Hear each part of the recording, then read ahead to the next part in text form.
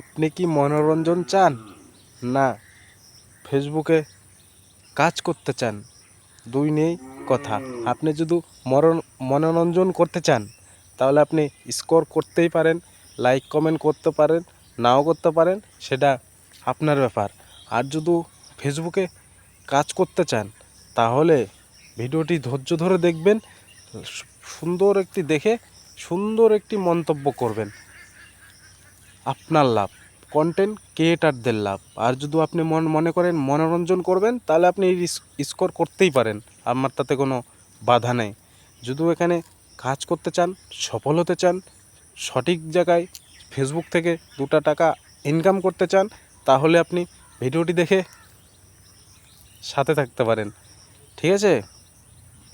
যদি তুমি মনে করো না আমি এখান থেকে কিছুই করব না, শুধু মনোরঞ্জন করতে আসছি, ভিডিও দেখব আর মজা নিব, তাহলে আলাদা ব্যাপার, তাহলে আপনাকে আপনার ব্যক্তিগত ব্যাপার।